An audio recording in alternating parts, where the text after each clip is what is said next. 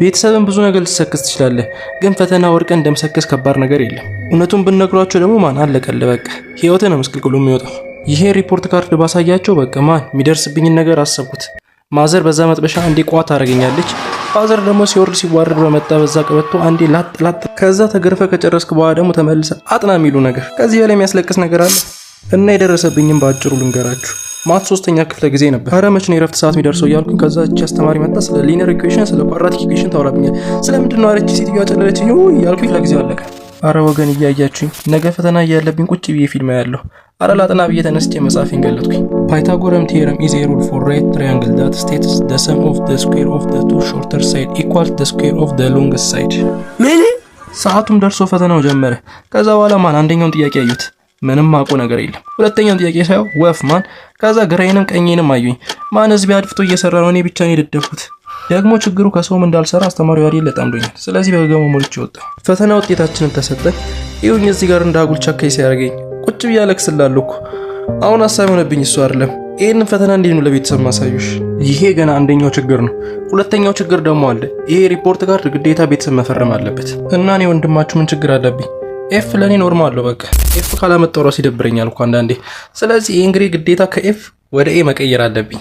ይሄ ደግሞ ለኔ በጣም ቀላል ነገር ነው። ይሄን ፈተና ከኤፍ ወደ ኤ ለመቀየር ማሰብና ማሰላሰል ጀመርኩ። የትምህርት ቤታችንን ላይብረሪ ገብቼ ማላቆሊ ዛሬ ሪፖርት ካርድ ፌክ ለመስራት ብዬ ሄድኩኝ።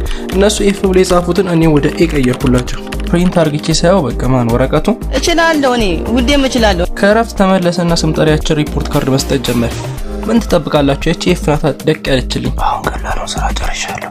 ከባዱ ስራ ቤት ማስፈረም ነው። ክላሱን ማልቆ ወደ ቤት ተመለሰ እና እነሱ የሰጡኝ ሪፖርት ካርድ ትቼ እኔ የጻፍኩት ሪፖርት ካርድ ለቤተሰብ መስጠት ነው። ይሄን እያሰብኩ እያለ ፋዘር መጣ። አሁን በዚህ ሰዓት የሚያስፈልገው ነቃ ድንግጥ ማለት ብቻ ነው። ለፋዘር ፌክ ሪፖርት ካርድ ሰጠሁትና ማመኑ ለስኪያቅተው ድረስ ነው የተገረመው። ይሄ ልጅ በሁሉም ትምህርት እንዴት ኤ+ ያመጣል? ፋዘርም እንዲህ አለኝ፣ ልጄ ጎበዝ በርታ። እስካሁን ድረስ ያሊለ ተጨናነቂያ ነው። ልቤ ራሱ በአፌ ላውጣው በጣም ትንሽ ነው የቀረኝ። የፋዘር ሁኔታ በዛ ላይ ደግሞ ምንም ነገር አልተመቸኝም። ሪፖርት ካርዱን በደንብ ነው አፍጥተው እያያሉ። አረ ፋዘር ምን ይፈርም ምናምን እያልኩኝ ፈረመልኝ። ከዛ በኋላ ማን ቤተሰቦቼን በድጋሜ ሸወድኳቸው። እችላለሁ ነው የምልህ። ፋዘርም በዚህ ከቀጠልክ ሽልማት አለ ብሎ ሪፖርት ካርዱን ይሰጠኝ። አባ የምን አባ ሽልማት ነው? ጉዴን አልሰማም ብዬ ፈጠነ ክፍሌ ገብቼ ፍርሚያውን መለማመድ ጀመርኩኝ። ማን የፋዘር ፍርሚያ እንዴት አባቱ እንደሚከብድ ልነግራችሁ አልችልም። ስንት ሰዓታት ሙሉ ፈንጅብኝ። በስማም አልኩት ሊመጣ ነው ይሄ ፍርሚያ።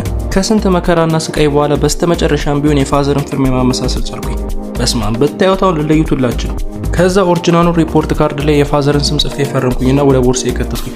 ያኛውን ፌኩን ደግሞ የጻፍኩትን ቆሻሻ መጣያ ውስጥ አልኩት። ያሌለ ደክሞኝም ስለነበር በስተመጨረሻ ተኛኝ።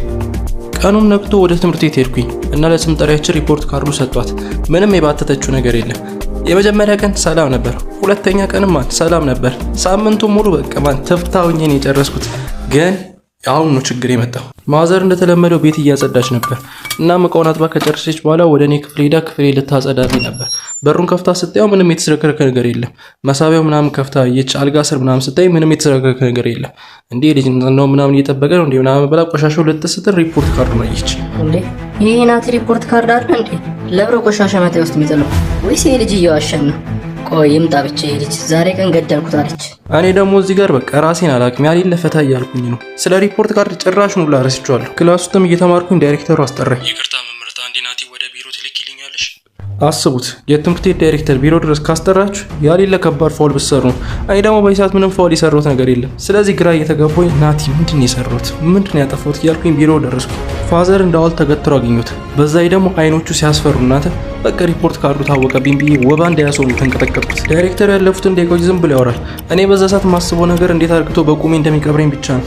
ንግግራችንን ከጨረስን በኋላ መኪና ውስጥ ገብተው ወደ ቤት መሄድ ጀመረ። ሁለታችንም መኪና ውስጥ ምንም ነገር አላወራን። ፋዘር ብቻ አንዴ ወደ ኋላ ዞሮ አንተ መሆን እኔን ሰውን አታንቂ። የፋዘር ማነዳል ምን ነገር አልተመቸኝ። በዚህ ሰዓት ምን የሆነ መኪና መጥቶ ቢገጨን ብዬ ማሰብ ቢያንስ ሞታለሁ ወይ ደግሞ ሆስፒታል ገብቶ ይንከባከቡኛል ብዬ ሳልጨርስ ፋዘር